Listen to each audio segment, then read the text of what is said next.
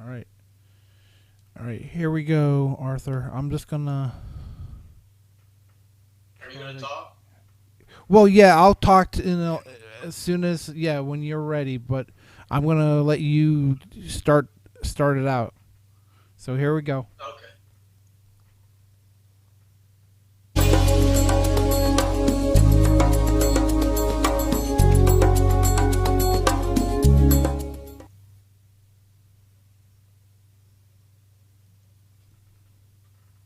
Hello, and welcome to Guadalupe's Kitchen.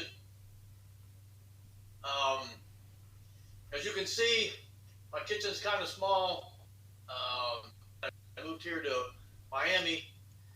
I had to like downgrade everything. I was used to a full size kitchen, a full size oven, a full size stove, the stuff more burners, lots of counter space, and a sink. But now I've kind of got like a kitchenette with just enough space to do a little cooking, but do it well.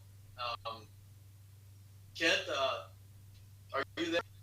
Yep, I'm here, Arthur. I'm really excited about tonight's show. Thanks for starting it up on Fiat, and I'm just really excited about the opportunity to learn a little bit more about cooking and making it simple. So thank you. Well, I'm glad you mentioned the word simple because like I've got no other choice here. It's just such limited space that I had to. I'm not going to say dig my recipes, but make them with less ingredients and make them to cook in different ways, less time, which is I'm used to cooking low and slow and having all day to do it. Take the whole day off and just cook different things. But since I moved to Miami, I've had to, like I said, do things a little bit different. And I've also had to get a pressure cooker. And when I lived in Columbus, Ohio, I had this friend, Jose Hierro. He's still my friend, but he kept telling me how great the aluminum pressure cooker was. And other people told me they were afraid of it. They were scared because they heard they exploded when you left them on the burner too long. But I haven't experienced any kind of problems like that, even close since I got one. But that's been a real godsend here in Miami with the way I cook now. It's the opposite of what do you call it? A slow cooker, a crock pot. It Mm-hmm. does everything fast, like twice as fast, three times Yes. as fast, sometimes four times as fast, sometimes too fast. But and it's right behind me. It's the first thing I was going to show tonight because this has made life so much easier. And that much, I think it was only like maybe maybe 30, $40. Put it on Amazon.com. I got it a couple days later, but as you can see, it's got a lid that locks. It actually locks onto the pot, and that holds all the flavor into whatever you're cooking. So every ingredient is like magnified. You can taste everything 10 times better than you could if you left a lid off the pot and just cooked it over a stove. It's got a rubber seal that goes around the inside, and right on top you can see that little black spot. That it's like a pressure relief valve or rubber. It's a rubber button, and if it does build up too much pressure, if there is a chance that there's too much steam inside and it could cause an explosion, that little rubber button just blows out the top, and you're safe. Nothing happens. And there's a couple of level markers in the pot. There's a couple level markers inside the pot. The only trick is it's almost like a safe getting it to shut. It's actually like a safety feature. I'll get it here. This shows I didn't rehearse this, but I got to do this every time. I have to do it every time I get ready to cook it. Remember, there it goes. There you go. It locks on. It locks on like a safe. And this little button that rests on the top, all it does really is keep all the steam or any steam from coming out the top. That's the only hole that lets out steam.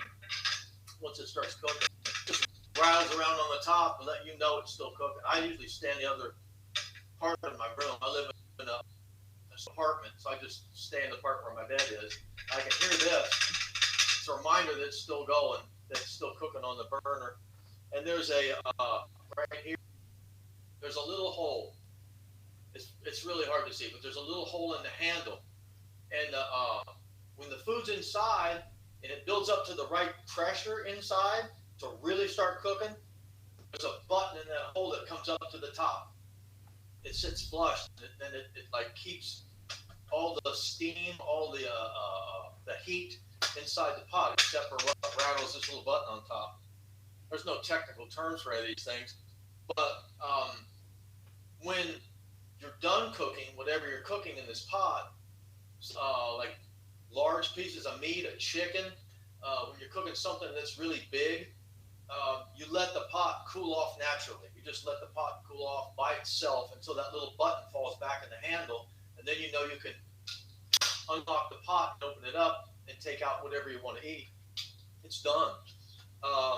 Sometimes when you cook with this, you want it to cool off quickly. Jose Hierro was telling me about this. I couldn't understand it until I did it. He filled the sink up with water, cold water, and if he wanted it to cool off fast, so he could add some other ingredients from the burner, he'd set the pot right in the sink in the cold water. It would make the button and the handle fall down quicker, so you could take the lid off. And it really works. You just have to experience it to believe it. But it's an 8-quart. It's an 8-quart pot. And I really wouldn't recommend getting anything smaller, because I got this one because I can fit a chicken in it. If I can fit a chicken in it, I can fit anything else I want to cook in that pot. And like a crock pot, you can layer the ingredients in the pot also. You could put potatoes in the bottom. You put the meat on top of the potatoes. You put vegetables on top of the meat, and then add a liquid. And you could add water. You could add beer. You could add wine. There's lots of things you can add. When we get into the recipes, I'll show you what I add with different meats for different recipes. But the pressure cooker is amazing.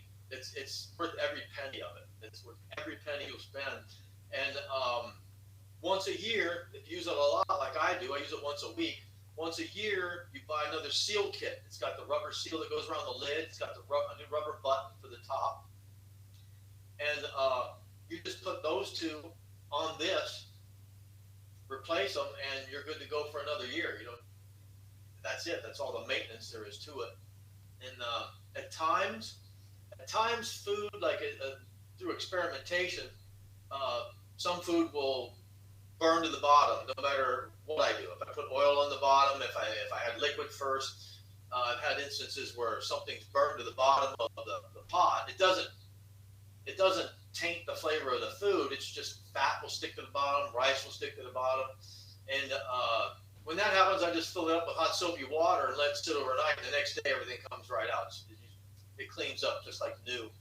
And the hole in the top, you've got to get pipe cleaners. You have to have you can get those at Walmart. I got them at Walmart.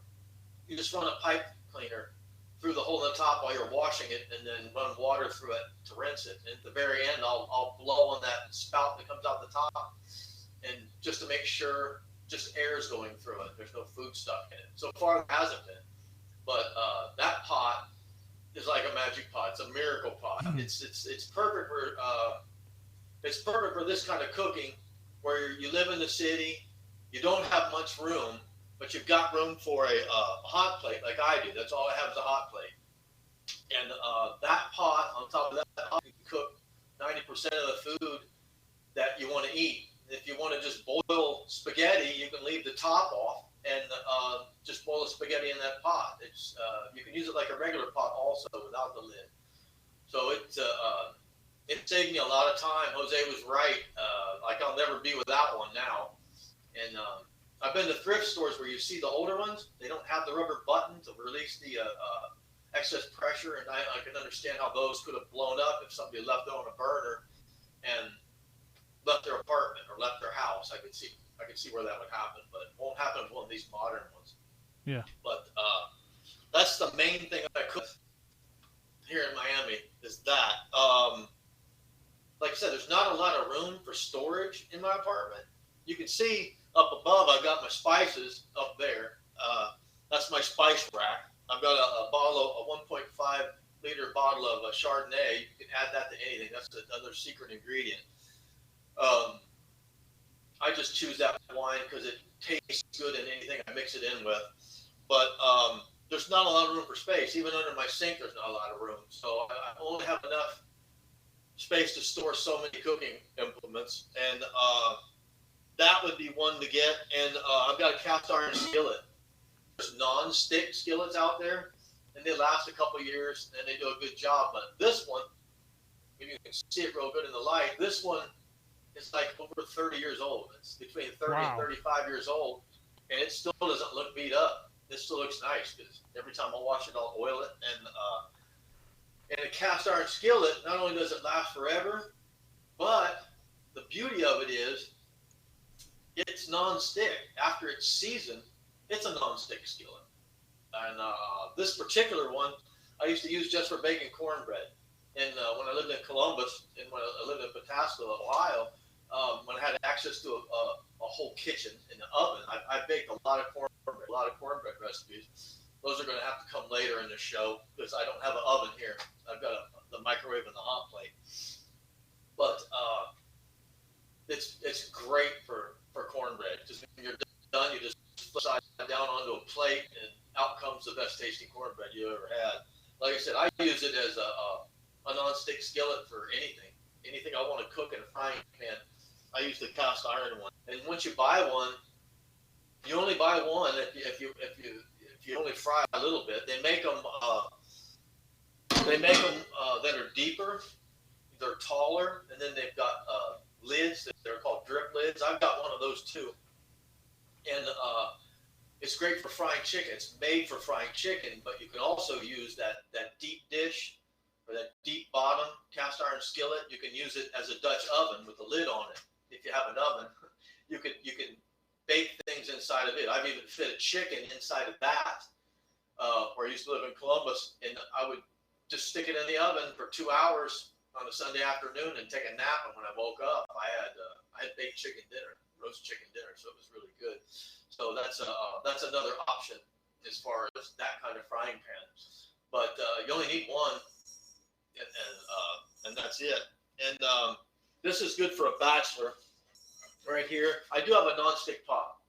I do have one little non-stick pot. It's just the right size to cook like something you want to eat in one meal. You know, ramen noodles, I don't care what it is. You can cook it in this little pot.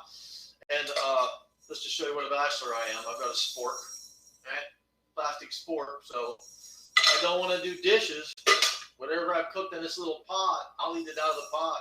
I'll just take it in the other room and put it on the table and eat it right out of the pot with the synthetic spork. But this is nice also to cook. If you're just going to cook spaghetti, you can boil the spaghetti in the water in the big pot, and you can make the sauce in this. And I'll do that. The first show I'm going to do that. Spaghetti and Italian sausage. I'll cook it in this. So it's good for like the 2-burner hot plate. But if you just want to eat a meal, one meal in one pot, and it's just for you, it's going to be gone in one shot. This is it. I do have one of those. And the other cooking implement is a Dutch oven.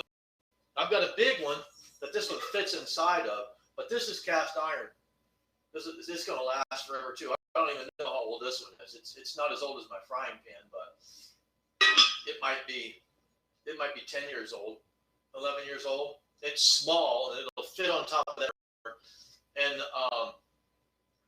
for this, like if I just wanted to cook rice and I didn't want to go through heating up the water in the pressure cooker just to cook a small amount of rice or some kind of noodle, something like that, or I wanted to cook vegetables. I didn't want to fire up that big pot to get it done.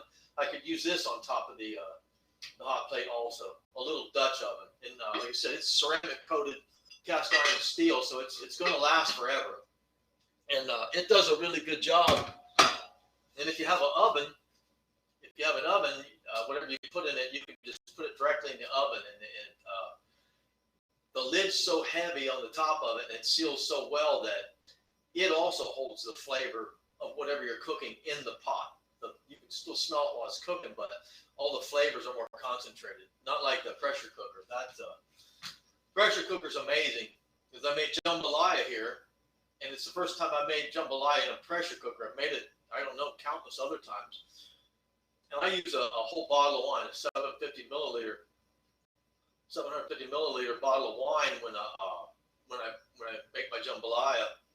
And usually you can taste a hint of wine when it's done, but this time in the pressure cooker, I could really taste all the alcohol had cooked out, but I could really taste that wine flavor in the jambalaya. It was the best jambalaya I'd ever made, but it wasn't anything I did. It's the pot, it's the pressure cooker that made it even better.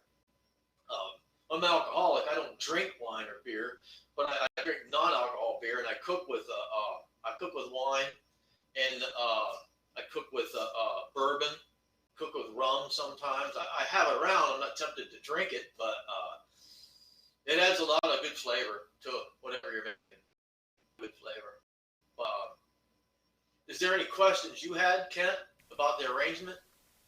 Well, the one thing what is your favorite? I mean, the pressure cooker is probably the one that you're mostly featuring tonight. I mean, is that the one that you would recommend? I know we were talking about on the Fiat Ministry show. Young men trying to learn how to cook and all that. Would that be one of the first pots that you would recommend, something to use as an item in the kitchen as a fast, easy, simple appliance to use? What would you recommend? Yeah, that would be it. That would be the one pot. If you're going to Okay. start out with one, start out with that one, and then like a lot of young men I meet, at work, where I live, just at church, they're excited about cooking, they're excited about eating, but they don't know how to cook. Yeah. Um, uh, but they want to learn. They really want to learn, and I'd like to help them. Most women know how to cook already. Their moms showed them how to cook already, but a lot of times they don't. I mean, I have 4 daughters. Some of them can cook, some of them can't. My youngest daughter, I started showing her how to cook when she was 8 years old. So, I mean, she's a really good cook now. She's fantastic. We actually, when we would cook at home, we would have our own episode of Chopped, like that show. She would make something, and I would either chop her, or she would win, or I'd make something, and she would either chop me, or I got to win the show. But but that pressure cooker, and still get the 8-quart one, the big one. Don't get them any smaller, because it's better to have a big pot that can fit anything into it than have a smaller pot and I want a pork roast, but I can't find one that'll fit in the pot. I said that on the inside of that pot, there's 2 levels. There's a liquid level if you're going to make a soup, and most of the food in the pot is going to be liquid or in a liquid. There's the first level, and then if you're going to have like meat and potatoes, or meat and the liquid, a large piece of meat, then there's a second level that the liquid can come up to, and the pork or the beef roast or the chicken can come up above that level. So there's 2 different water levels in there, and there's 2 marks on the inside of that pot. So you can put a little bit in there, you can put a lot in there. I would definitely just get that one pot, and a spoon, naturally, like a slotted spoon. We'll show more of that, like when I'm actually cooking something. But a slotted spoon and tongs, like you use on the grill to get things out of that pot. Because a lot of times, I mean, most of the time, if I cook meat in that pot, I cook something in the broth afterwards. Especially if I've got some kind of pasta, not spaghetti, but if I've got some kind of pasta, like rigatoni or ziti, I'll cook it in that liquid. And then I'll save the meat for another meal, like the next day, but I'll have a meal with the pasta or the rice and beans that I cooked in that liquid.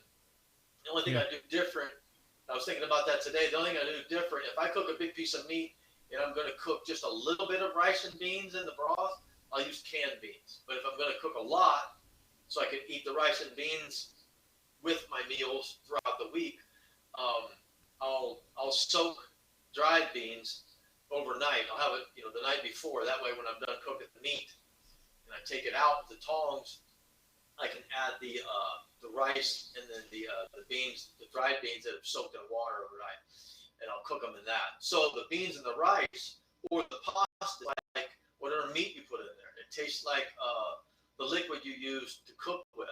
And there's lots of different liquids besides water. I mean, water is the basic one. It'll make a broth taste exactly like the meat you put in there. But I like adding different liquids to it. I don't want to give up any recipes now, but there's a couple special liquids that are just amazing, and you don't have to.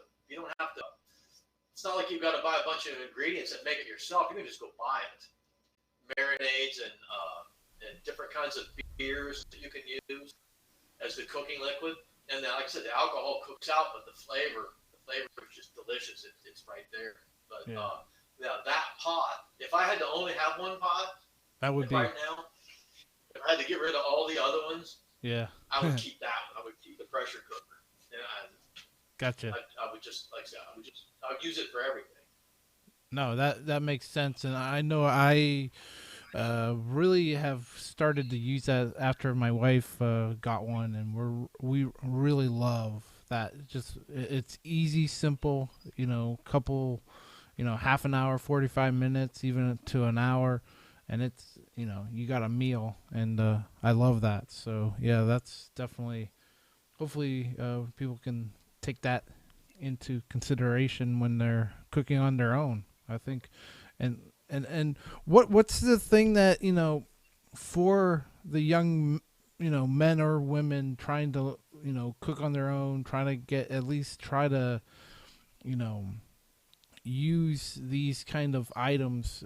Is there anything that I mean? I think you were already showing the safety and all that. I mean, just pay attention and is there something else that you would recommend people do while that is on? I mean, just pay attention, and you can't.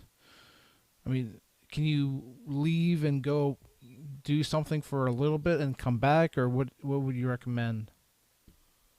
What do you mean? Something to do while it's cooking? Yeah, well, I mean, I know we're gonna be praying for other, when we do recipes, but is this something with the, with the pressure cooker that can be done? I know, like I yeah, know what you mean. yeah. Yeah, Go I know ahead. what you mean. Yeah, it's like most things take about an hour. Some things take about half an hour. Yeah, And if you're Catholic, if you're Protestant, if you're Christian, even if you're not, I mean, you could take that time because you have to wait. You have to wait, and you have to be able to hear it. You have to be. It's kind of like you're babysitting your pot.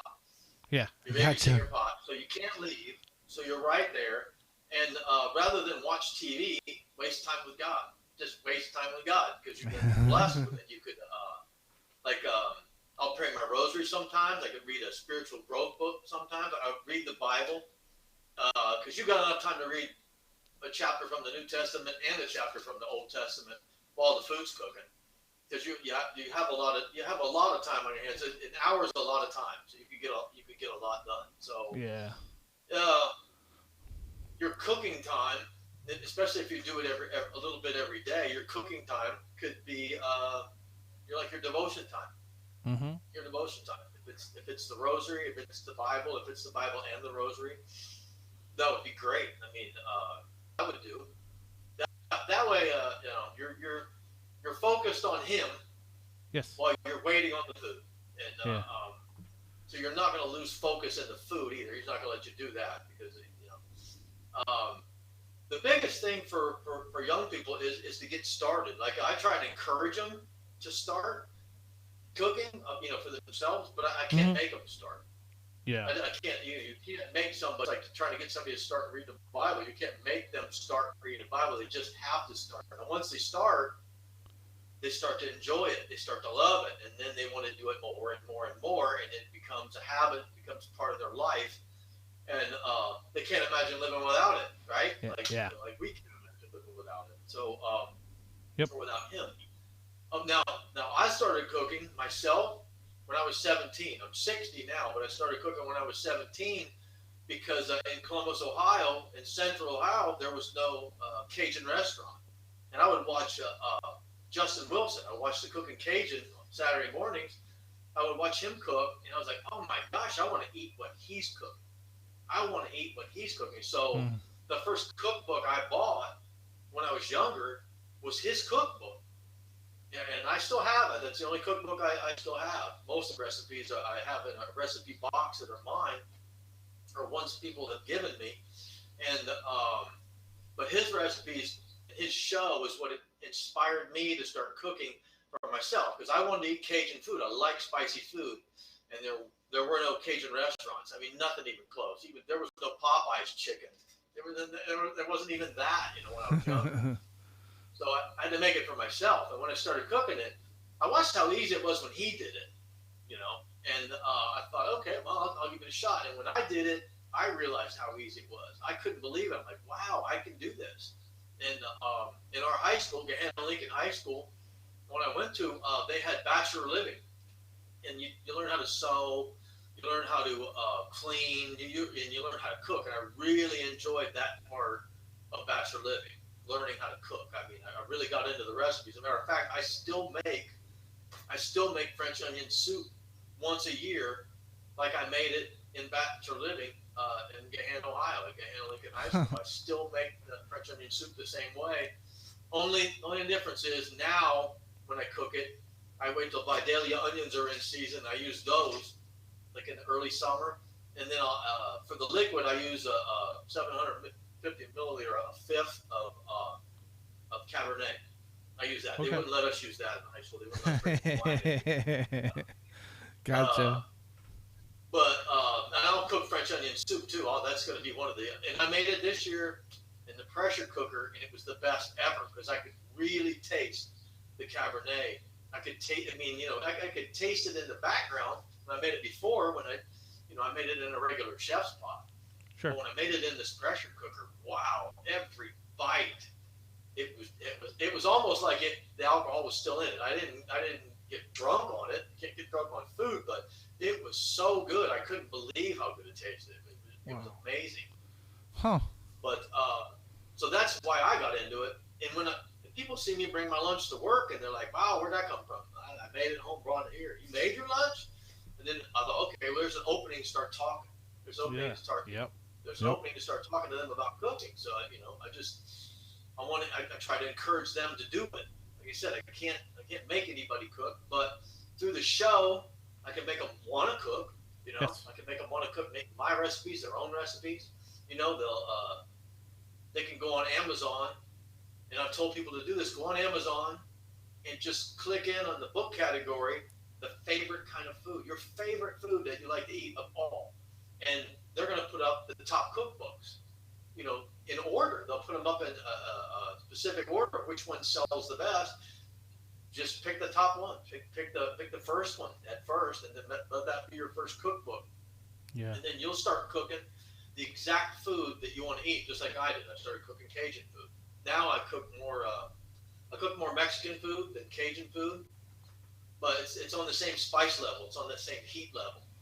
Mm-hmm. So I still get what I want out of it. It's a totally different taste, totally different ingredients. But like I said, I cook mostly Mexican and Cajun food, and I'll add my own twist to it too. You can ask my friends back in Columbus, Ohio, my Mexican friends. They would give me a recipe and say, "Don't change a thing. Say, not one ingredient. Don't add anything." They say, just like the Bible, don't add or subtract. They would tell me when they gave me a recipe, but. I still gave in, and I would add a recipe. I would add an ingredient every now and then to one of the recipes, just to make it my own. Like we talked before, if you add one recipe, or you add one ingredient to an existing recipe, it makes it your own recipe. So, like I said, there's the list of the list of recipes is like endless, endless. We'll never run out of shows, but it's mainly to encourage younger people to cook. Because I've lived in a city before, but not this big a city, like Miami, like right downtown. I live like I can see downtown. Like I can't throw a rock and hit it, but I've never lived in this true big city atmosphere where almost everybody goes out to eat. Almost everybody buys every meal. Almost everybody at work just buys the food they have at work or that's close to work. And it's partly due to this situation, the kitchenette. You know, no range top, no 4 burners, no oven. I've got my refrigerator. It's like half a refrigerator, so you can only store half of what you normally have. And the counter space is mostly a sink, so it's discouraging to cook in the big city. If you live in like one of these studio apartments, it's discouraging to cook. But I'm going to encourage people because if I can do it, anybody can do it. Just anybody can, especially with easy recipes. And all mine are easy. I have a lot of ingredients, but I'll get into those when I move upstate Florida. When I move to Central Florida, I'm going to have an apartment with a full-size kitchen, a 1-bedroom apartment with a full-size kitchen. Then I can get into more ingredient recipes, ingredient-laden recipes, because I just don't have the counter space. I'm almost like juggling food here in this place because I'll have to move a pot to set a plate down, move the plate to set a cutting board down, move the cutting board to put the pot back. I'm putting stuff in the sink and on the countertop. It's funny to watch. It looks like I'm juggling the food. But when I'm done, I'm done. It's all ready to go. But that pot, other than that pot and the tongs and a spoon, a slotted spoon to get the stuff out, maybe a ladle, but just basic cooking implements that work with a big pot, with a chef's pot, would be a cutting board. I've got a big cutting board on top of my microwave. It's like a restaurant cutting board. Can't use it here. It covers up the whole sink. It's so big. But I bought a smaller cutting board and a knife. And that's another thing about living in the big city. Apparently nobody's got a knife in the kitchen. Because I work in a grocery store and they buy lots of cut fruit. They buy lots of meat that they could cut themselves, but what got me was the vegetables and meat. They actually pay people to cut them up and put them in a container so people buy them because I don't believe they have a knife. I don't, and I'll get mine out here. If I was only gonna have one, it's like a Japanese style chef's knife, right? It's got a 6-inch blade on it. Yeah, that's about a 6-inch blade, 6 or 8-inch blade. That chef's knife and the cutting board, that's all they would need right there. Yeah, if they felt it was too big, they felt it was too big for a lot of tasks, they also have like a paring knife. It's a Swiss paring knife, just like that's a Swiss chef's knife. So for the smaller stuff on the cutting board, you can use a paring knife, but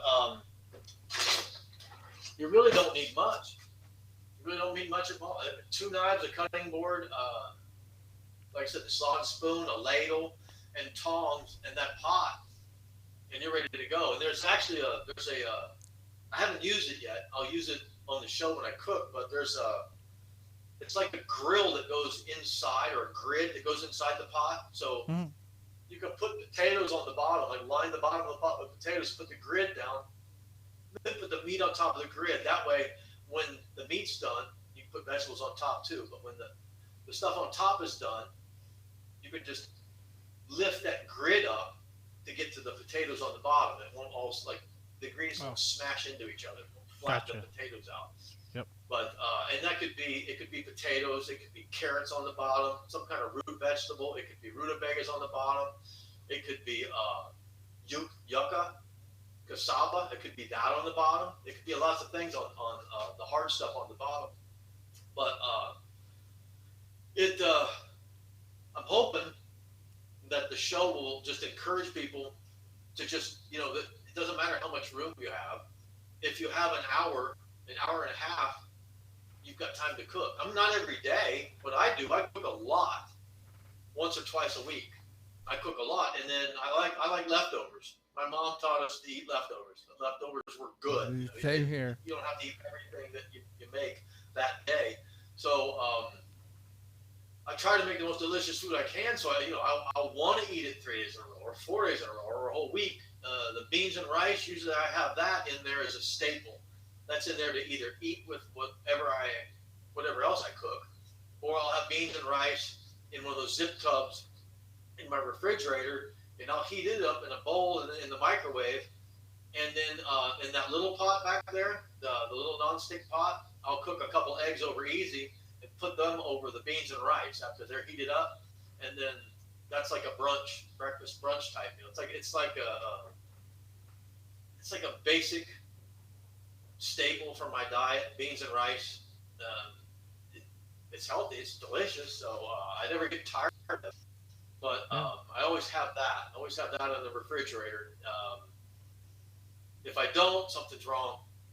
I've been cooking other stuff. Every now and then I'll break from that, and I'll make pasta. I'll make macaroni and cheese.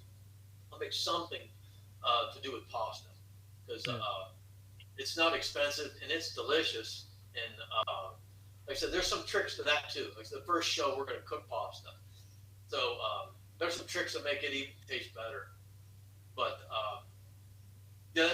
basically, that's the concept for the show. It's I can't make anybody cook, but I can encourage them to want to cook. And if you live in a house, you live in a full-size apartment, you live in a condo, if you want to cook the recipes, great. That's fantastic. That's why I'm sharing them. I don't have any secret recipes. I've got secret ingredients, but I share them. I'll just tell you they're secret ingredients. I'll share them. I do that at work a lot, because there'll be somebody right there that I work with, and I'll see one of the ingredients on the shelf. I'll just pick it up and go, check this out. You see this? Yeah. Cook this and this and this. It's fantastic. I can't make them try it, but I share with everybody. I'll share with customers too. It's fun to share recipes with customers, because they'll share them right back with you. They'll share their own. Mm-hmm. And so cooking is a good way also of witnessing. For us Catholics, for Christians, it's a good way of witnessing.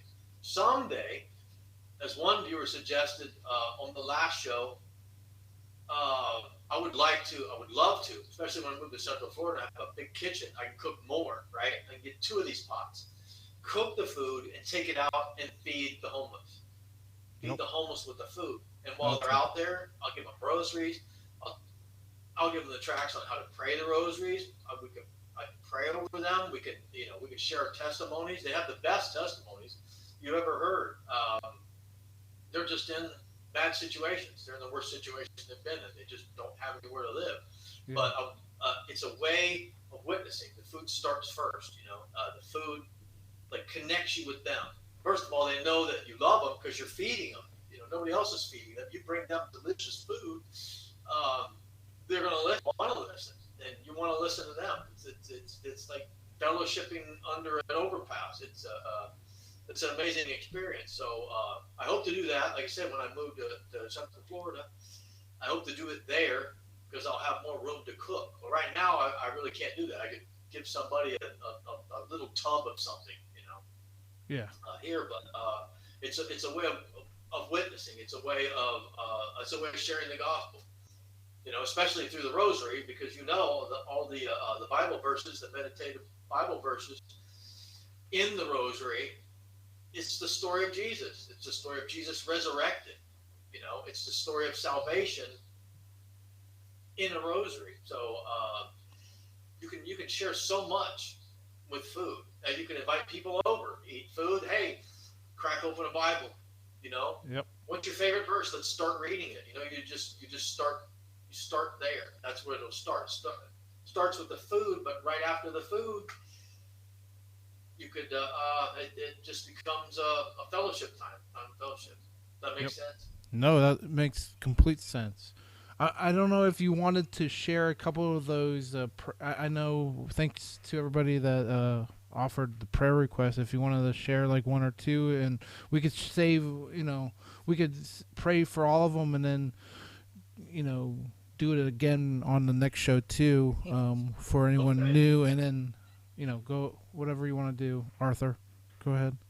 Yeah, no, here. I got to bend down because, like I said, this isn't much of a studio.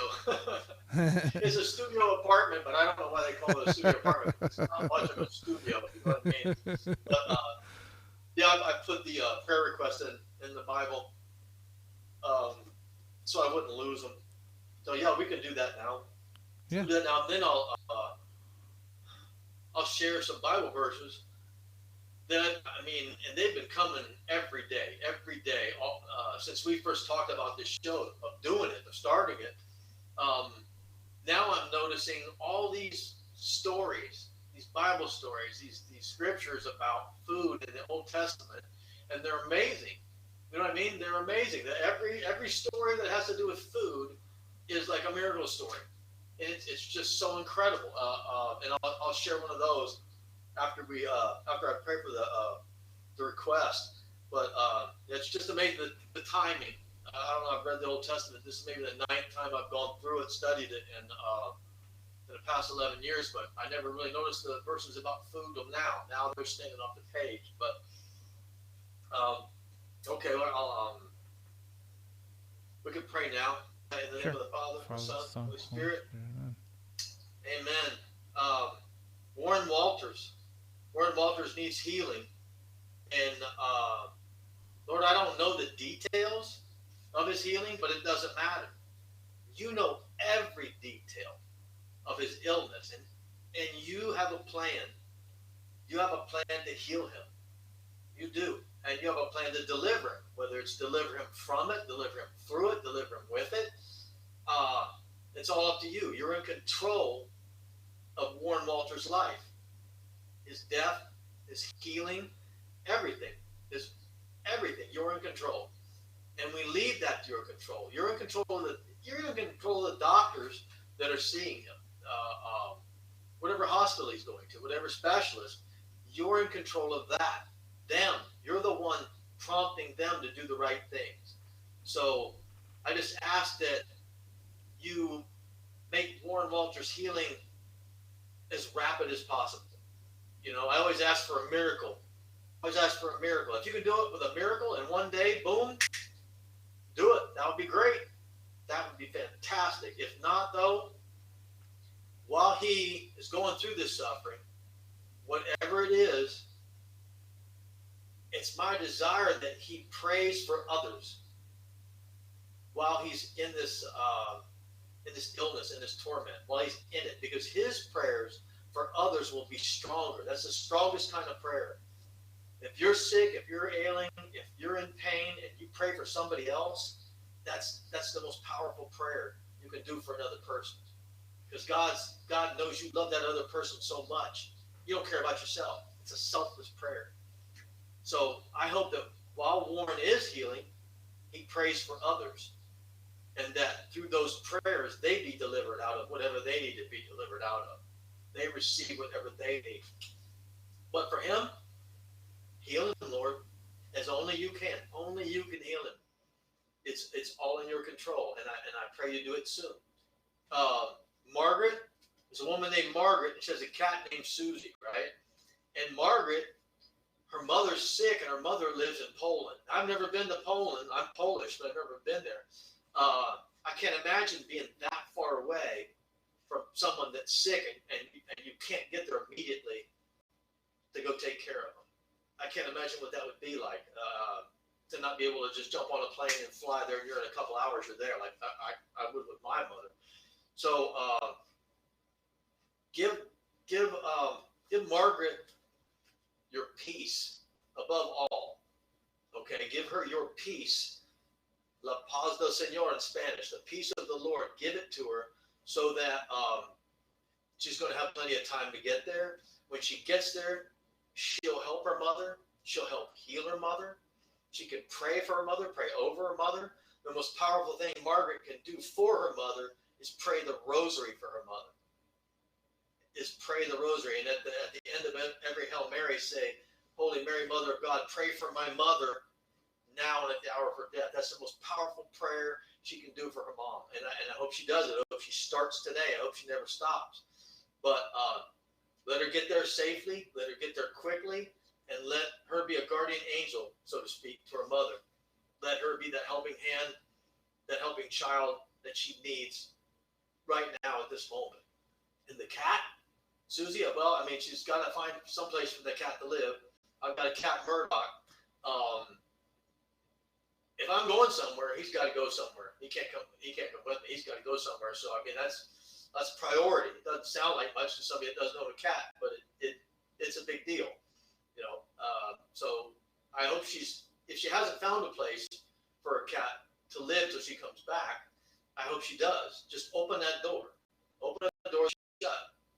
Please, Lord, open a door that can't be shut so that she can get her cat Susie into a house so she can get on to Poland and help her mom. Um, and the last prayer request is for John Curry Sr. Okay, and he's passed away, and he's gone to heaven. Kent said he was a good man, a godly man, a good Catholic, and he taught the catechism. That was his. To me, that was his evangelization. He taught the catechism, which, I mean, I've taught it in catechism to kids, but to teach it, to teach from it, that's a special calling. That's a special calling. I use it a lot. I go to it. I refer to it. That was his specialty. That was his thing. That was his vocation. Was the Vatican II Catechism. And there aren't many people out there that even know what's in it. It's sad, but he did. He knew it by heart. And he's going to be sorely missed here on earth because of that. But all the people he touched with what he taught will never forget what they learned from him. They'll never forget. And more than that, they're going to teach what they taught. Everybody that's taught me, and I remembered what they taught, I've taught others the same thing. So it's the same thing with John Curry Sr. He touched so many lives. Those lives are going to touch other lives. That's a legacy that never ends. So I hope you rest in peace. I hope his heart was pure. I hope he had no sin in his life when he passed and he went straight to heaven. I hope he's right there with you, Lord. And I hope he prays for us. I hope he prays for Kent. I hope he prays for me, our shows, the network, everything. I hope he gives us inspiration while he's praying for us in heaven. And that inspiration leads us to teach people like he did.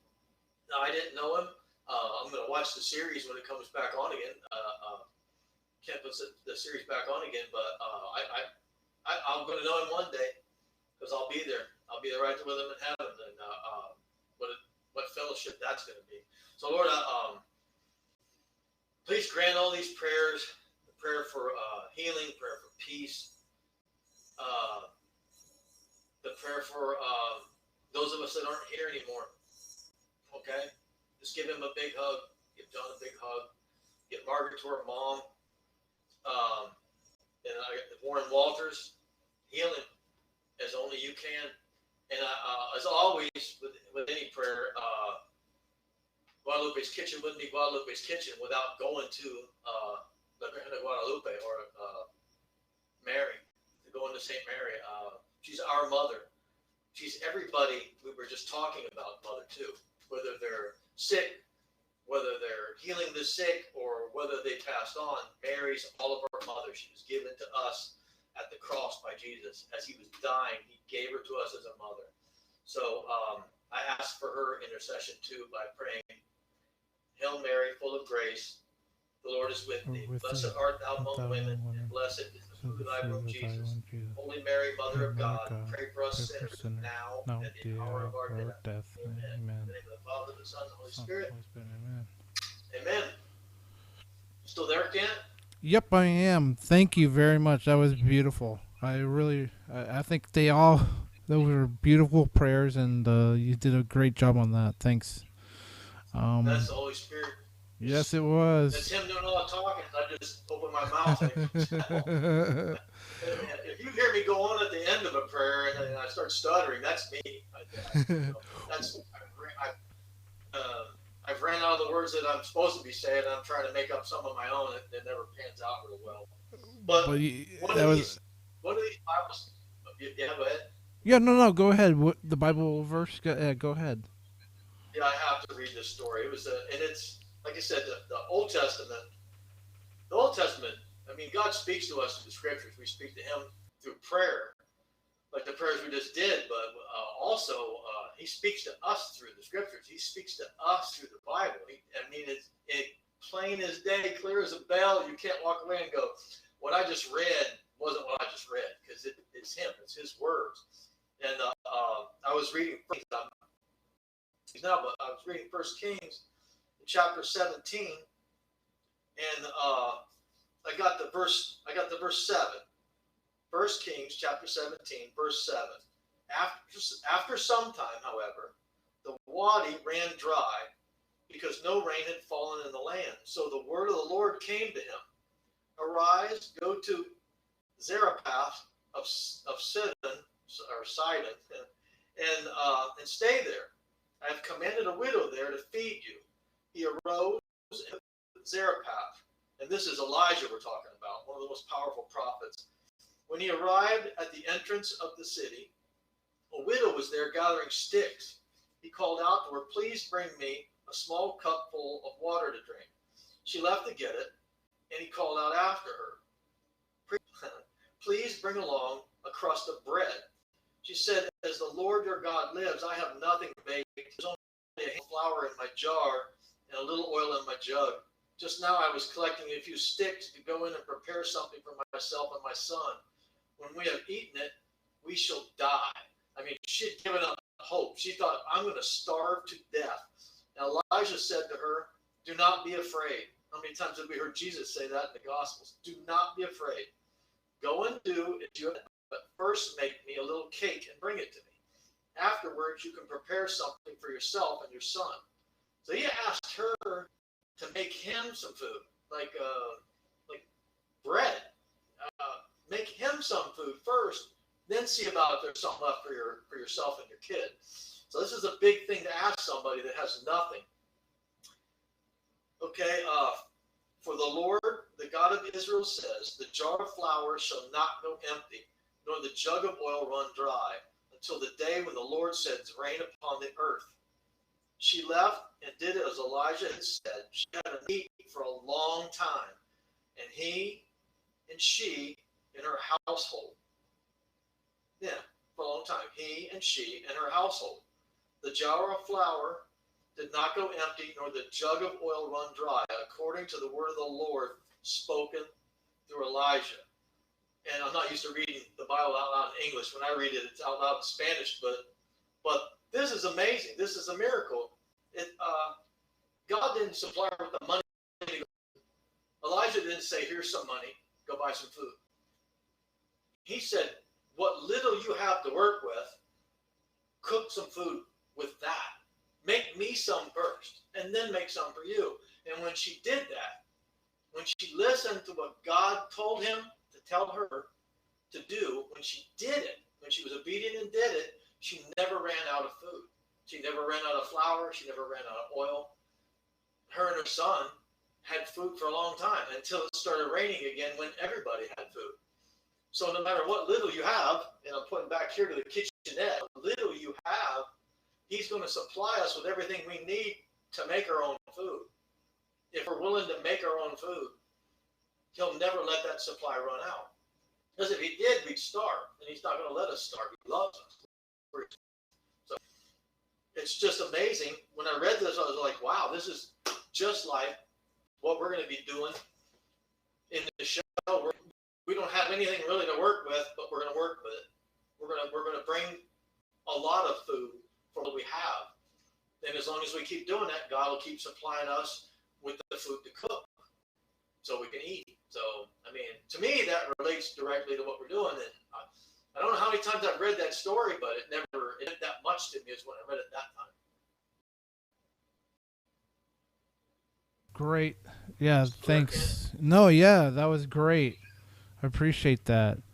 That just sums up exactly what the show is going to be about, and I'm really excited about, and just to have a way to learn and then bring the faith. I mean, you just did an excellent job. I really appreciate this first episode.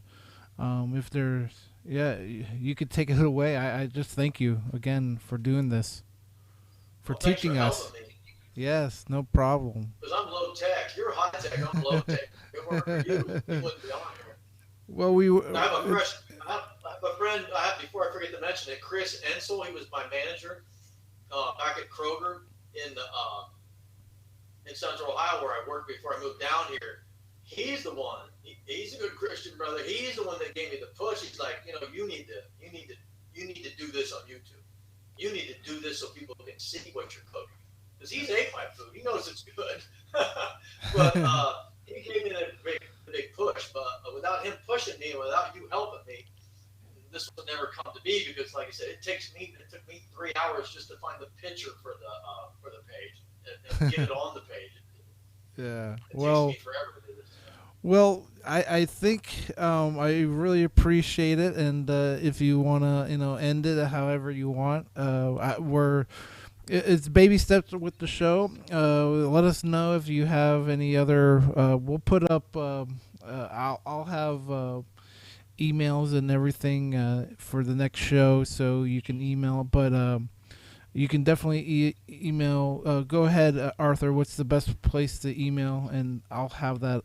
Let me grab that. Well, mine is the my conversion 060308 @gmail.com. Okay. That one. Okay. Yeah, we'll put it in. I put it on the page, but yeah, we'll have it on the show note. Gmail.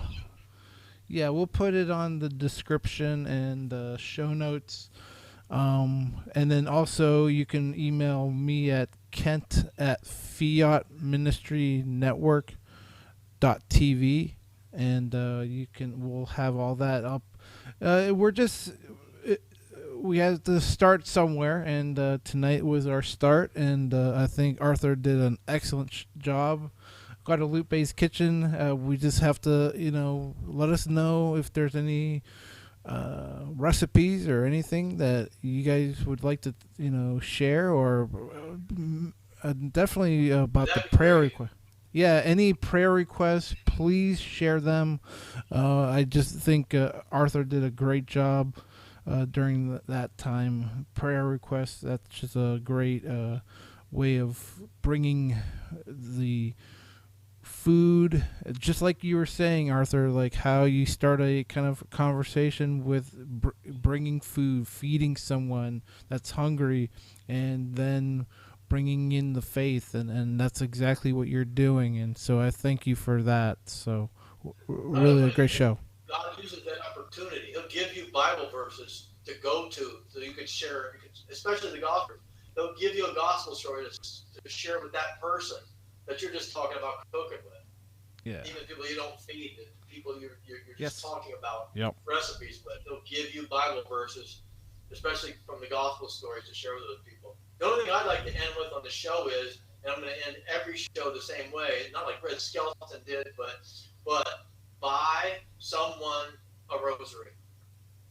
That's it. Buy someone a rosary. Buy someone you love a rosary. Buy someone you've never met a rosary. Buy someone at work a rosary. Ask them what their favorite color is and buy them a rosary. Give them a track on how to pray it. Just do it. Do it. Everybody you know should have one. Because of you, everybody you know should have one. Buy someone a rosary. And we will.